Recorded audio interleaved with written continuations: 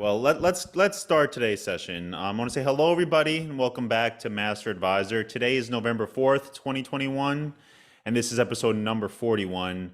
I'm going to be chatting with Julie Lanham today, talking about hiring independent contractors and administrative assistants, basically how to properly scale your business. But I want to make some announcements first.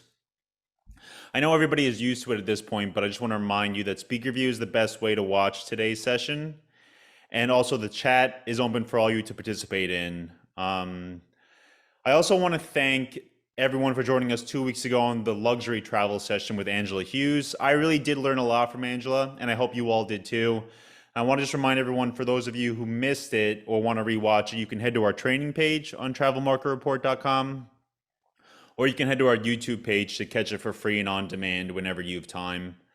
All of our audio and video content's available on that YouTube page too, and any interactions really help us out to keep growing these programs.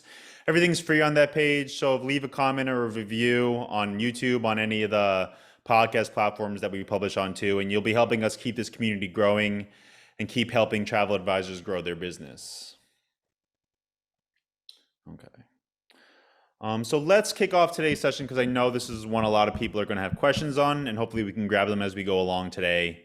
I want to introduce Julie Lanham. She's the owner of Augusta, Georgia's Vacation to Remember travel agency. She's been an agent there she's been a travel agent for more than 25 years. She specializes in Caribbean and Mexico, and she's a triple preferred agent for both sandals and beaches. She's here to talk about hiring ICs, hiring administrative assistants, scaling your travel business, which is going to be so incredibly important going into the new year here. So let's all thank Julie for joining us today and welcome her to MasterAdvisor. Nobody thanked me, so I'll just say hello. Well, Julie, I want to get into everything. I know we have a lot of questions to get to, but first I want to give you the opportunity to sort of tell us a little bit about yourself and tell us a little bit about your background in travel. Well, I started in travel in 1985 on Long Island, and I did basically grunt work for the first few years getting out of high school. Went to Manhattan, worked for Air Canada Reservations for a couple years, and then came back to travel. Moved to Georgia in 1990, worked for a couple of storefront agencies here, and then had my first child and started my own agency in 96 at the same time. Okay. And I've been doing this ever since. Okay, so I'm sure you've seen the changes in the industry. You've sort of been forced to adapt to them like so many other travel advisors have. And then one of the things that I guess you're super passionate about with that adaptation is hiring help to help you scale your business and pick up the work you need to get done. I'm very passionate about it because I waited too long. I think a lot of people in my situation, when they start their travel agency, they're home based, they don't think it's going to do as much as it does. And then after a while, you just start drowning in it. And it goes from being, your little project to your primary income and focus. And it just flips the script on you. And then you need help and you don't know how to hire it and you don't know how to pay them and you don't know where to get them or train them. And it just becomes extremely scary. And I definitely did not hire help until probably 5 years after I should have. So I want other people to realize they should do it before they need it, so it's not daunting. Yeah, I'm curious, for those of you on the call, how many of you are here because you want advice into hiring your first time employees or hiring help? How many of you are here because you've hired help before and you're looking to see if you did the right thing? I'm just curious the situations everyone's in today so we can sort of guide the conversation that way to hopefully answer everyone's concerns. But Julie, you mentioned that you waited too long to hire help. I'm curious, how long did you wait? And what was the point where you realized that I need help to keep growing this business? Probably when I hit $1 million in sales. I needed help, didn't have time to look for help, much less train help. So I started onboarding ICs. And I am not a host, I don't want to be a host. That's not where my passion is. As much as I love mentoring newer agents, the time that it took to train ICs and bring them on and then, continue to try to onboard them was too much time. And I found that I thought I was getting help from my business, but in reality, I was training them and giving them help to start their own businesses, which is not what I needed or had time for. So I was spending more time trying to do what I needed to do to, help them. And then I had even less time. So I made the mistake, and I know a lot of people do, thinking it's easy to take on ICs. You just a 1099, you don't have to think about payroll, but it really becomes a bigger issue when you really just need administrative help, not, other people to start growing your business, unless you're just giving them your leads. But if you still want to service your clients and service them the way you want your brand to service your clients, administrative help is really where you should start. Yeah, that's what I want to ask. Just going through the comments quickly, I see a lot of advisors who have hired in the past and are looking to hire more. A lot of advisors who have had help leave during COVID and are looking to regrow that staff, which I know is something that a lot of people can probably share right now. A lot of people looking for ICs, but you mentioned, Julie, you mentioned administrative assistants. And that's sort of where I want to start this conversation, because I think a lot of advisors, that thought might not even come in their head. What would you mentioned it, but what would your advice be for an advisor who is reaching that $1 million mark, who's reaching the point where they are stressed, they are feeling overwhelmed by the amount of work? Should they start with an admin, with an IC, or with a travel advisor? Personally, I think an admin. If you can find somebody just a couple hours a week to make your bookings, process your payments, get seat assignments, do all the little things that are such a huge time suck for you, you free up that time, then you have more time to sell and service the clients and do what you really, the passion is the selling. The passion is not getting seat assignments or uploading things into a CRM or sending invoices. That's never been a passion. So if you can find somebody who's really good at detail, loves computer work, wants to just stay home, even if you have a storefront, you can get a remote administrative assistant just to be able to help you with those daily tasks that you don't have time for because you want to sell. Yeah, yeah, and you mentioned you mentioned that bringing on an IC can sometimes come with bringing on some issues. And you mentioned one of them before is that you might feel uncomfortable giving your leads to another travel advisor. Are there any other issues that bringing on an IC does bring along, and that makes you prefer the administrative assistant as sort of the first reach out? Well, when you bring on an IC, they basically, unless they have experience in their own book of business, if you bring you, the model usually is somebody comes to you, says they want to get into travel, and you're like, oh my gosh, I need help. So you take them on as an IC and you train them. They have no clients, so you start giving them yours, and they don't take it seriously because they aren't experienced enough. They're not trained well enough because you're too busy doing what you're doing to really train them. So you just basically throw them into it, hope for the best. They're still working whatever hours they want because they're a 1099 and they don't have any reason to be at their desk at any certain time. And this was my experience. I don't know. Other people may have had a lot of different experiences, but I had 25 ICs at one time, and probably 20 of them didn't realize they actually had to work. They just wanted the title or whatever came along with it, or they wanted clients to be dumped in their laps and they thought it was going to be easy. And I spent so much time mentoring them, answering questions, training them, that it was actually counterproductive for me. So I just decided to cut the fat and switch to get, and I now only have employed, I have a few ICs that are still with me from the early days, but they're good. But I have mostly just employees and administrative assistants. And for me, that's the business model that works for me best. It's kind of old school. It's kind of how we did it in the 80s. And that's kind of what I'm coming back to. Okay. But so I see we just have a ton of comments in the chat. I'm gonna try my best to get to as a lot of them, but a lot of people are just describing their situations. A lot of people are getting into hiring for the first time. A lot of people are regrowing post COVID. I see some questions about ICs, which we're gonna talk about specifically a little later. I think I want to keep concentrating on sort of the thread we have going right now. You mentioned payroll, and I think sometimes agents or advisors will get the sense that it's easier to bring on an IC because they're not dealing with that payroll process. Can you talk to us a little bit about that? Why those concerns might be overblown, and why adding a payroll process to your business isn't necessarily going to overwhelm you? Yeah, that was why I hired ICs at first, because I was so scared. I was so afraid of payroll. I didn't know how to pay them. I don't know how to do FICA. I don't know any of that. So for 5 years, I just tried to muddle through with ICs. And finally, I just asked my CPA, what would it cost me to do like where you do payroll? Like what does this look like? And Yeah. they told me, and it was very reasonable, much more reasonable than I expected. And with that came, I became an employee. So I went from a sole proprietor to an LLC to an S corp. So now I get a paycheck, and it just made things more streamlined. It made it more of a business and less of just a free for all. I mean, honestly, 20 years ago, I had one bank account that the business and my personal shared, one credit card that both shared. It was a mess. So getting a CPA that's also my bookkeeper kept everything separate. It just made things easier. And then it wasn't that hard when I hired a first employee because they did that payroll. So, I mean, it's the scariest thing because I would never want to delve into doing payroll. I wouldn't even know where to begin.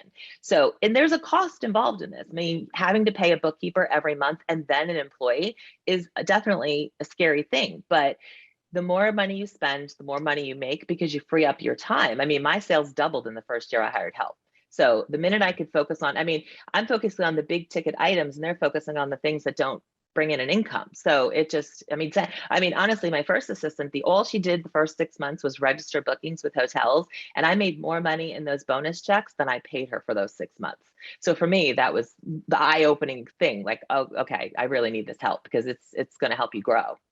Yeah, and I think what you mentioned is going to be true. Hiring a CPA is going to be the same sort of philosophy as hiring an administrative assistant. You want to get rid of those tasks that are holding you back from continuing to sell, continuing to talk to your clients, continuing to add new clients down the road.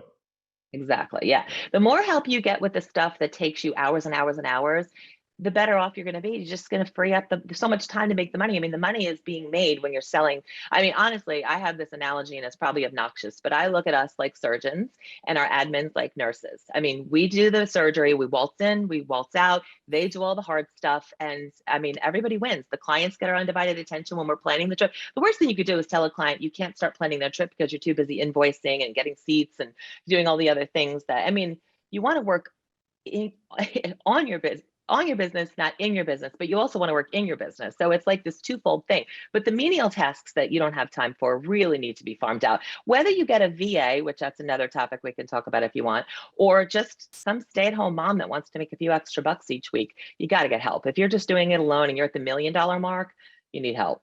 Yeah, and so I want to talk about duties giving your administrative system at first. But first, I want to talk about, because we do have a question about finding these people, finding these administrative assistants in the chat.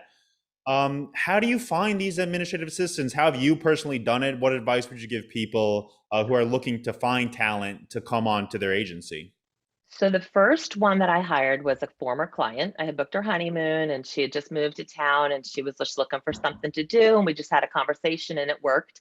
The next one was I was looking for another one and a referral from a client came in. But then after that, I started doing Facebook job posts, not Facebook posts, not like a post on my business page. There's a jobs section of Facebook that you can actually post a job. And I get at least 100 applicants every time I post. I mean, a lot of them are not qualified or not even not qualified, but wouldn't be a good fit. But when you get 124 hours, you can find a couple that you can interview. Yeah. So I mean, who's the ideal candidate for you, for your business to bring on as administrative assistant? Do they need to have travel experience or travel industry backgrounds to come on and succeed? I think everybody's different. For me, I didn't want anybody with travel experience or even the desire to be a travel advisor because the thing I didn't want is to hire somebody who was excited about being a travel advisor or the travel industry in a whole, come on, and 3 months later they want to start selling or worse, traveling. I wanted somebody who just wants to do computer work and is detailed oriented and wants to stay in that role and doesn't want to. I mean, it would be great to hire an admin. They work for you for 3 years as an admin, then they can grow into a travel advisor and help you train a new admin, but not when it's going to be any less than 3 years because retraining after 6 months is just way too daunting. So personally, I don't want somebody with travel experience for an admin. Okay. I mean, does that make the learning curve for these people any steeper? Is it more difficult to train someone as your admin if they don't know sort of the terminology, don't know what you're talking about when you are talking about things in your business? I haven't found that honestly, because it's really just computer work. I mean, you can work on any CRM, whether it's insurance or any other business, and it's really just data entry. At the end of the day, it's data entry. I mean, I'm not asking them to know city codes or, I mean, they'll learn the systems, but there's so much training for all the different supplier systems that they can do without you having to train them. And there's CRM training. So really, once they learn the systems, they pick up things. I mean, mine don't know a lot about travel specifically. I mean, they probably couldn't tell you what island Sandals has resorts on, but that doesn't really need to be known for the job that they're doing. I mean, it's nice to have a little bit of a background, but they pick that up in time pretty quickly, usually, I find. Okay. So we have a good question in the chat. I'm going to ask you now. And again, I know the chat's pretty lively today. I'm going to grab as many questions today as we can, just so we help everyone personally. But Sandy has a question about vetting your candidates. She asks, how do you vet them when they might have access to the client credit card info, calling in payments, invoicing, etc.? Well, if Yeah. that's the Sandy I think it is, she knows that I'm a super sleuth. And my superpower is vetting people. I mean, the first thing I do before I even contact them for an interview is I check out their social media. If anything on there looks sketch, I keep it moving. I'm not interested in all those. I mean, if you're posting really inappropriate things on social media, I don't even want to talk to you. So I have to do the social media. And honestly, in the town that I live in, if I look at you on Facebook and we have at least one friend in common, that's pretty common. I'll reach out to that friend and be like, what do you think about this person? And then get their feedback. And then I do a background check. So I feel like I'm pretty thorough with the people that I bring on, and I've been lucky. But yeah, that's a serious concern. If you don't know if it's just a stranger and you have no connections. But in my town, thankfully, everybody knows that somebody knows somebody. That's 7 degrees of separation here, or 6 degrees of separation for sure. Yeah, that is a good point too. You mentioned referrals, and I know that's going to be important, not just for travel advisors or the travel industry, but for almost every industry. Referrals are incredibly important, and knowing someone who knows someone is going to be paramount to getting the right candidate. So I want to go back to the Facebook post you said, the Facebook job posts. Do you have any tips for advisors building those actual posts out to make sure they're rounding up the best pool of candidates they can get? I'm very, very simple with it. I don't do fancy posts. I don't list qualifications. I basically just say, if you're a rock star, if you're detail oriented and you've got the time and you like computer work, I want to talk to you. And I'll always post vague hours. Like, you don't want somebody thinking this is a full-time job that they're going to pay their mortgage with. I'll usually post a range of salary because you don't want people applying for a job if they have no idea what the salary is. I will always say no experience necessary because people are intimidated if they see this post and they think they need travel experience, and I personally don't want it. So I'm just very clear and simple, and I kind of make it fun so they know what they're gonna do. And I say it's a travel agency, so people know what they're getting into, but I'm clear, concise, but short and sweet, and that seems to do the trick. So we have a couple more questions going back to the vetting process, Julie, and I'm gonna pass them along. And let's see, Michelle wants to know if you do any criminal checks with employees you're hiring, or anything along those lines. Well, I do the Google search. I mean, that's just the first thing, and if anything pops up, that's a no. But I do an official background check. Yeah, and with the background check, it finds out if they have bankruptcies or criminal records, DUIs, anything that they have on their record comes up with a background check, and it's not that expensive to do that. Yeah, and then I we don't have do an drug testing though. That's the one thing okay. I have not delved into. We have a question from Michelle, and she wants to know again about the vetting beyond social media. And I guess the question is, I mean, what's the interview process like for bringing these people on? What kind of questions do you ask them? What kind of qualifications do you make sure they have? Anything else you can sort of guide us through? I definitely make sure they have computer experience. My oldest admin is 60 and my youngest is 35. And there's a huge difference between a 35-year-old and a 60 as far as how computer literate they are. However, the 60-year-old really kind of kills it with my CRM. She may not know a lot about Excel or other things, but she's really knows her way around my CRM. So there's something to be said. I know a lot of times, stay-at-home moms will apply for these jobs because they want something to do while their kids are in school. But sometimes the people who are done doing their career but still want something to do, they're actually worth looking at because they're a little bit more free with their time. You're not going to get that whole my kid's sick, I can't come into the office today thing or work at all thing. So, I mean, the qualifications really are just be able to work your way around a computer, and I think you'll be okay. And I think most Okay. people in this day and age can handle that. Yeah. Okay. The CRM is scary. That's the thing. Training somebody on your CRM is very scary, but if you learned it, somebody else can learn it too.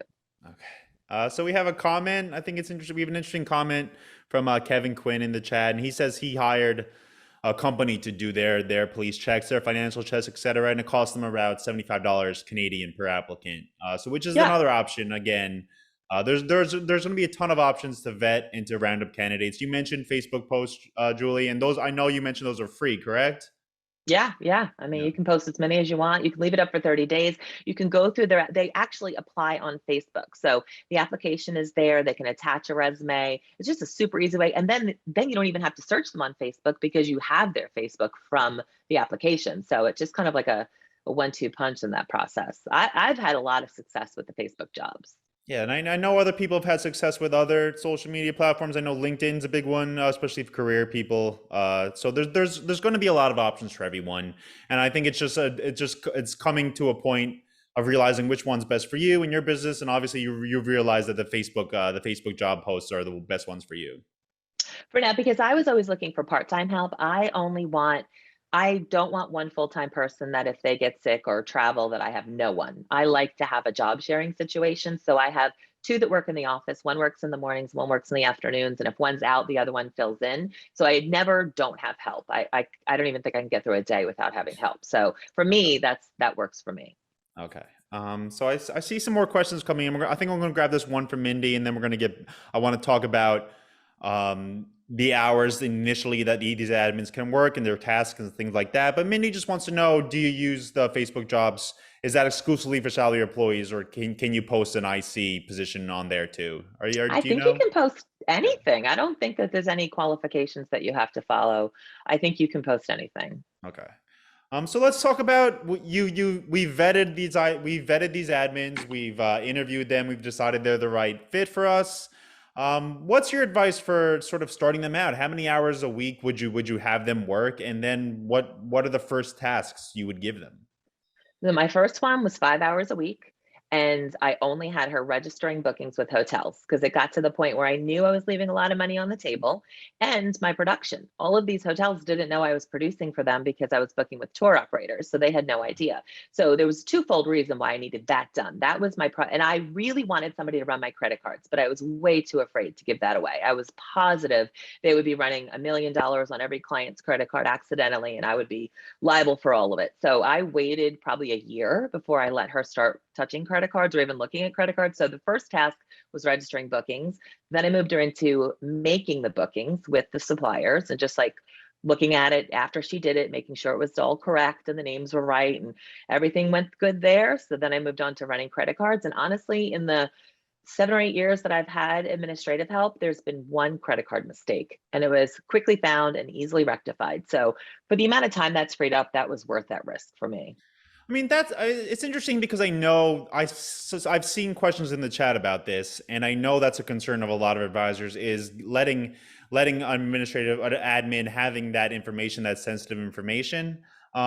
Is it just getting comfortable with that person? Does it just reach a point where you feel good enough about your relationship with them where you're fine handing over this sensitive information to them? Yeah, you'll know very quickly if they can handle it, if they're trustworthy. I mean, any business that has employees has people handling credit cards. I mean, if you buy a phone at Verizon, they see your credit card number. So it's not weird or unusual for employees to access clients' credit cards. That's just part of doing business. But you know pretty quickly if you've hired somebody Swift or not. And if they're not Swift, you got to get rid of them. So that's just priority number one. Okay. And then, I mean, so we spoke about the tasks. I mean, at what point would you start ramping up someone's hours to become more than the 5 hour week or 10 hour week to become more of a regular employee or a regular time employee for you? Yeah. Once you What's your see them advice on start, that?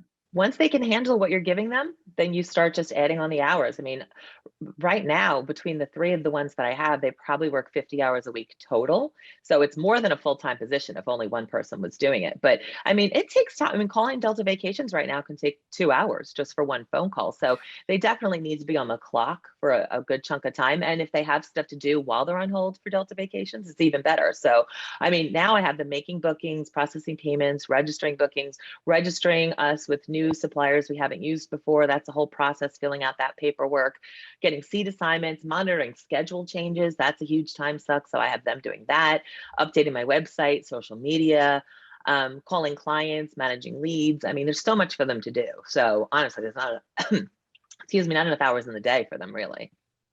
And there was a question earlier from Nancy about the process, and I'm curious, just for context, are these are all in your brick and mortar location, or are these in your storefront, or are they virtual? No, they're all in my storefront. Okay. One of them I can trust to work from home occasionally when she has a sick child. The other one has proven that she can't work from home. So you have to figure out if, some people work amazing from home. Personally, I work better from home because when I'm in the office, I'm talking to them the whole day. But if you work from home and you're distracted by laundry or neighbors or the dog or anything else, then you're making mistakes. So you really do have to find the right person who can work. If you're hiring somebody virtually, you got to make sure they can handle the task from home, that they have a dedicated workspace and dedicated hours. You can't just say, get this done whenever you get around to it. You have to know when they're on the clock so you know that they're actually doing the job. Yeah, that's what I wanted to ask about too, because I know there's companies that exclusively offer virtual assistants, and I know that's an option for a lot of advisors. Have you ever worked with a virtual assistant before? Before I hired my first employee, I tried a virtual assistant very briefly. I was paying a company $30 an hour, and I really could only afford them 3 hours a week. And he just wasn't that familiar with the travel industry. I know there are some now that are specific to travel advisors, but I still feel like you're paying a very high rate because you're splitting the cost, what you're paying between the company and the actual person. So I mean, it's a way to get around the whole payroll thing, but I think hour by hour you're paying, and they're also working for other people. So they're not dedicated to you. They're not as invested in your business. I mean, my assistants come with me to bridal fairs. They comment on Facebook when somebody's looking for a travel agency. So, I mean, they're invested in my business, and I don't know if a VA always is. Nothing against VAs or that business model. I think it's perfectly fine, and a lot of people could benefit from it. But for me, it just after a couple months, I realized it wasn't going to work. Yeah, and I know. I mean, many months ago, I spoke to Carrie Dyer on this same series, and she has a little more information. I think she does a lot with virtual assistants. So if you want to check that out, if you're only interested in virtual assistants, that episode is available again on demand on TMR. So please head there. We have another good question in the chat. This one comes from Melissa, and she wants to know, what's the hour rate that you consider for an admin? I feel like anything from $3 to $5 over minimum wage in your part of the country is probably fair. I mean, minimum wage is definitely too low. You're asking for somebody to be professional and handle important tasks, so you don't want to pay them what they would make at McDonald's. But obviously, most people don't want to pay $20 an hour for administrative help. So again, depending on the cost of living where you live, I'd say anything between 10, 11, $12 up to 15, 16, 17, and you'll get some fairly quality. If you're letting them work from home, you can probably afford to pay them a little less because that's a luxury. And I think people working from home are willing to work for a little less so they can do that. So it just really depends on what the going rate is where you live. I mean, do you have any tips or anything you could tell us about working with someone who's exclusively at home? I know you mentioned that your admins are in the office, but there was a couple of questions in the chat about programs to use when communicating with someone virtually or passing along information virtually. Is there anything you can tell us? Anything that you think would be wise for them to know? I mean, Microsoft Teams is a really great way to stay in touch with your teams, but I think that they need to have set office hours. You need to know. I do have one person that works from home, but she's an advisor. She moved out of state, and I didn't want to lose her, so I let her work from home. But she's extremely trustworthy. I know where she is. I know when she's at her desk. When I call her, she's always there on the computer. But that is a risk when you hire somebody to work virtually. You're not sure they're not running to Target when they're supposed to be on the clock. So if you feel like they're doing that, you definitely definitely need to have a conversation with them and let them know what your expectations are. I think work from home has this weird thing that people think it's just work whenever you get around to it. Like if I want to do this task at 10 o'clock in the morning or 10 o'clock at night, I should be able to. But I do think having set office hours are important. Okay. So we have a question sort of off topic, Julie, and it's just about something you mentioned. And I mean, I'm not sure if you can answer it, but I'm going to ask it. You mentioned how you had your first administrative assistant registering hotel bookings, and I think the advisors on the call just want a little clarification on that. I mean, what companies were you doing this? What suppliers would this make most sense with when you're registering these hotel bookings? And San what's the thought process behind it? okay, so Sandals, Hard Rock, Royalton. I'm trying to think. I mean, there's a million of them. I mean, any hotel chain, if you're doing all inclusives, obviously this is different for like European IFIT stuff, but if you're doing a lot of all inclusives and you're booking them with a tour operator, those hotels do not know what you're booking. So if you're booking 50 Hard Rocks a year, Hard Rock has no idea and you won't get invited to their Showstoppers events. If you're booking 100 Sandals rooms a year and you're not registering them, if you're booking them with a tour operator, Sandals has no idea that you're a CRC. They have no clue what you, so you don't get any attention. Secrets Resorts, all of them, you don't get any attention from your BDM if they don't know what you're producing. So the minute they start seeing those numbers coming through, you definitely get a lot more attention. So I think that's a very important thing. Even Jamaica, you have to register your bookings with the Jamaica Tourist Board if you want to get invited to their annual awards event. So if you're booking 500 people to Jamaica a year, but you're not telling Jamaica about it, you're kind of worthless to them. So you want to make sure these people know what you're producing. And the bonuses are nice too. Okay. Okay. I hope that answers the question. Yeah. Um, we have some comments in the chat about virtual assistants, some tools they can use, some management tools you can use to communicate and assign things to your assistant too. And I'm sure there's a lot more information available. And maybe sometime in the future we could talk about virtual assistants exclusively because it seems to be a lot of interest. But I want to talk about sort of the other side of this. I mean, we've spoke about the administrative, the assistants, the admin people. What's your advice now? At what point would hiring an independent, an IC, hiring an IC, or partnering with another advisor, bringing an advisor into your storefront? At what point does that make sense, Julie, as opposed to hiring the admin? I think when you're getting too much business that you can't handle, and a lot of it is destinations that you don't have a passion for. I personally don't enjoy booking cruises, but we get a lot of cruise requests. And for the longest time, I just told clients we didn't book cruises. But I found that one, we're losing a lot of revenue, and two, they were going to just go find somebody else to book it, and then they would become their future travel advisor. So I just decided to hire a cruise only agent. She only does cruises, and that's kind of easy to do because if you can find somebody who loves cruising, who's cruised before, it's not that hard to train them. There's not a lot that you have, and especially if you only focus on 3, 4, 5 cruise lines at the most. It's a little bit different when they're doing all inclusives or FITs. It's too much information, but if you can hire somebody with no travel experience to do cruises and get them trained pretty quickly and pretty easily, and then that entire side of the business can be their payroll is basically paid by that commission. So and you still have some a little extra, and then you keep those clients in house. So I don't know, for me, I thought that was, and I do that with Disney and Universal as well. I have agents that specifically handle those destinations. Yeah, that's a great point. That's sort of filling in the gaps of your agency with when the client need arises. We have a question in the chat on that one. Dawn wants to know if that agent, if your cruise agent is an employee, and if you ever let your assistants do any booking or selling. Yes, she's an employee. All of my agents are employees. Well, all of my, no, I do have some ICs. I forget about them because they kind of just do their own thing, which is nice.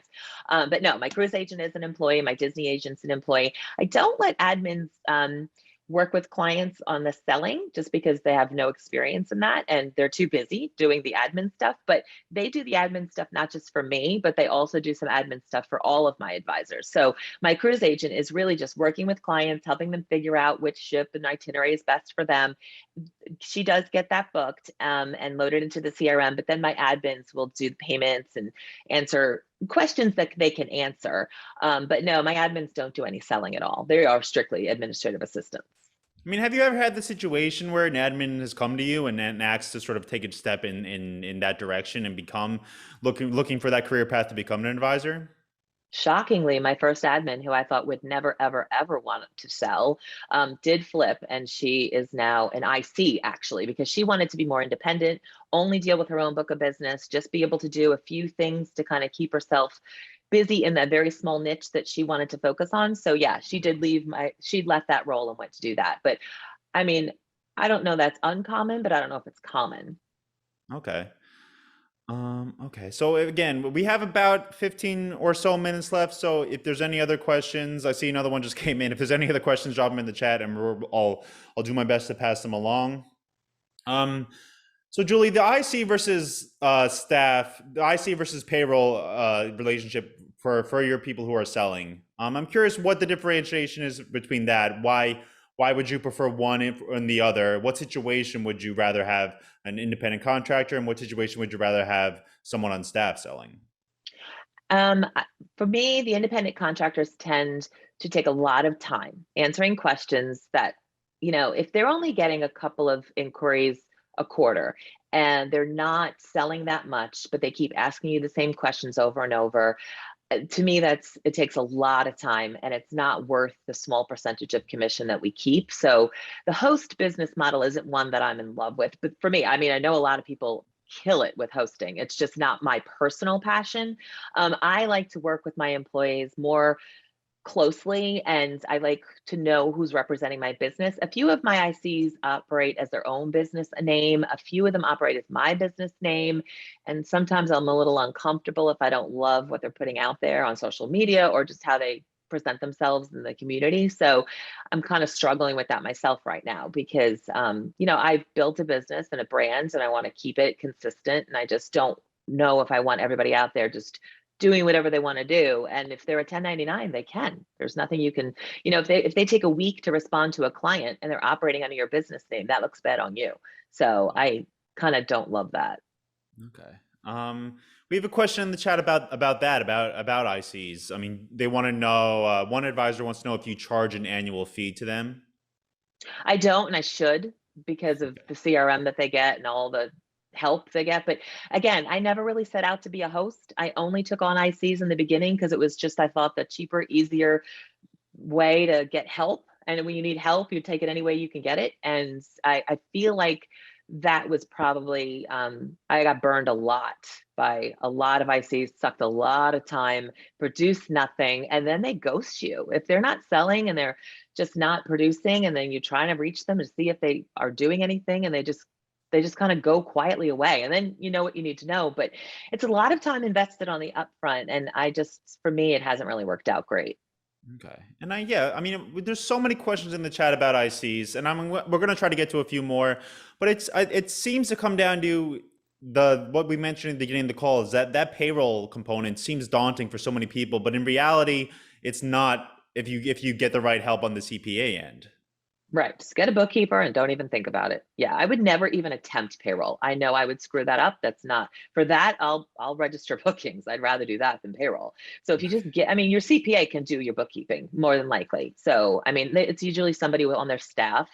And it's pretty reasonable. I mean, I found it was well worth the investment because then they also reconcile your books and they do all of your bookkeeping, not just payroll. So for me, it was you have to staff for the business you want, not the business you have. So even if you think you can't afford a bookkeeper or an administrative assistant, if you do it now before January, if things start going the way we think they're going to go, you're going to be really glad you did.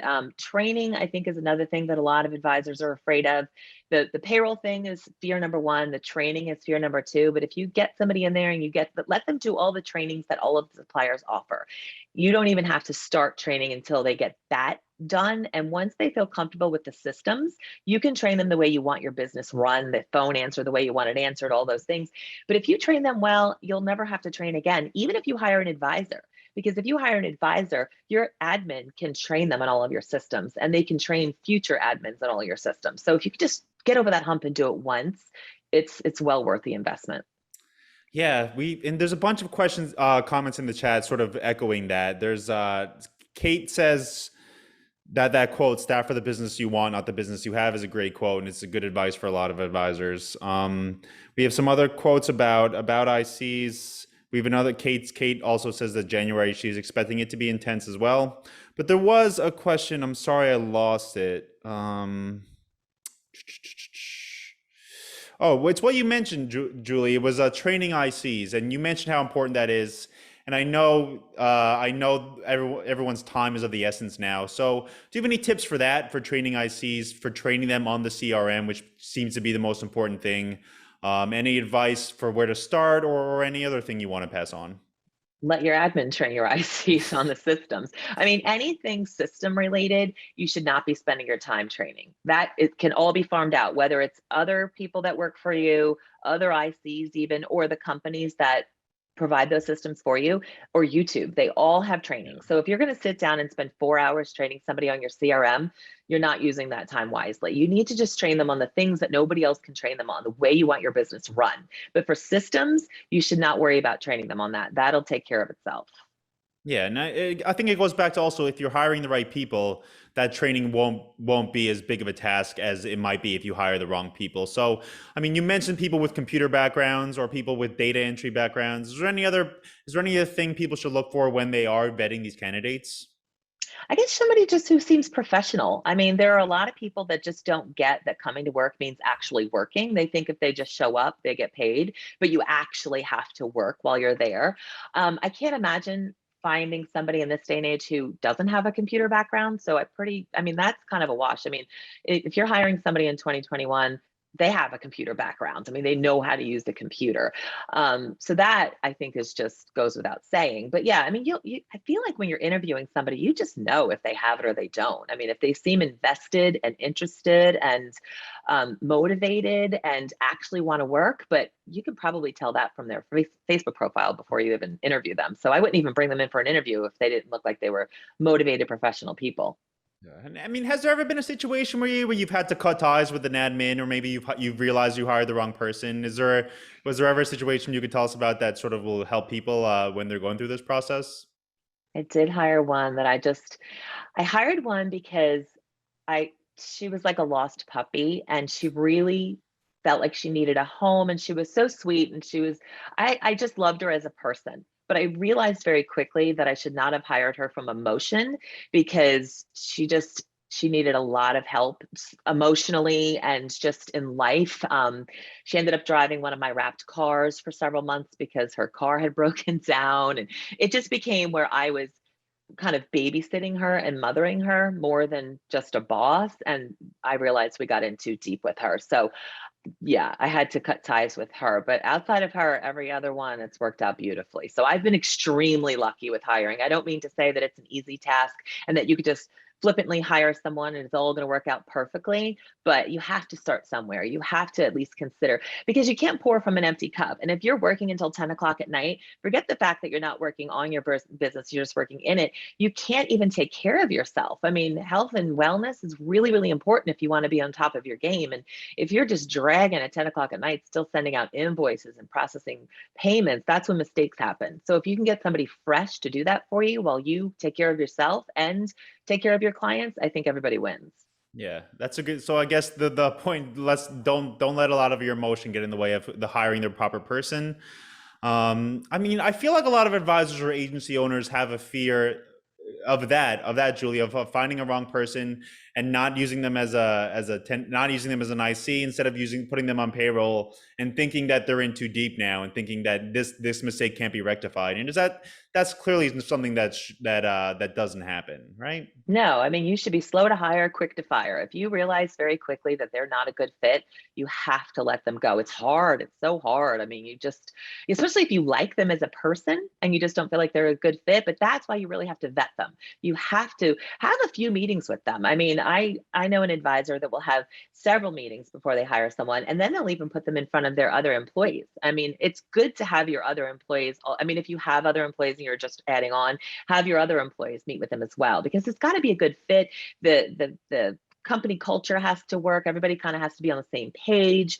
But if you are hiring your first, you got to just go with your gut. I mean, honestly, just think about it. Don't hire them in that interview. I mean, that's the instant you meet somebody, you're like, oh, this person seems so great. Yes, can you start right now? I need help today. But you really, really, really want to do your due diligence. Make sure you interview at least 5 candidates. Do not settle for the first one. Take your time, but hopefully once you hire them, you'll realize that they're a good fit and you don't have to fire them. But that's a scary, risky thing. But that's Yes. business, right? We're in business. This is not a hobby. This is not what we're doing for fun. We are in business. We should have a staff and a team. And I mean, that's just the way to run if you're not growing, you're dying. And if you are still trying to do the same thing you were doing 10 years ago solo, you're not going to grow. Okay. Yeah, I think that's tremendous advice. And I think we've gotten a lot of great advice throughout this call. And I know we only have a few minutes left. So I want to get to this one question from Sandy, and then I want to let you sort of wrap up, Julie. If anyone else has any other questions, if any of them are super appropriate, I'm going to grab them before we wrap up today. And I'm hoping a team member at TMR can drop the link to the previous hiring and firing session we did many, many months ago. But here's the question from Sandy. She says, what happens? What if an admin refers business into the agency? Do you pay them a percentage of the commission as an incentive? Or is this a situation you ever really come across? That's a good question. I actually struggle with this commission thing. My employees are all salaried, so no commission comes into play. And back in the 80s, that's how we did it. We all got paid by the hour. I mean, nobody made commission. The owner of the agency made all the commission, but nobody was making commission back then. And I struggle with that because I feel like if one of my agents books a biking cruise and the commission's $2,000 and they know that they were only getting paid, X number of hours, if they're doing the math, but you have to stop and think, if you work at Target and you ring up somebody, $500 worth of product, they're not thinking about, why am I not getting a cut of that? I mean, you have a job, you get paid, and that just is what it is. But no, my admins do not make a commission percentage. I mean, I'm very good to my team. I mean, they get birthday gifts and Christmas gifts and bonuses and time off. And I mean, I spoil them, but I definitely keep that money thing separate, because once you start doing that, that just snowballs, and then it becomes about the money. And it's just, I mean, they're getting paid for a job.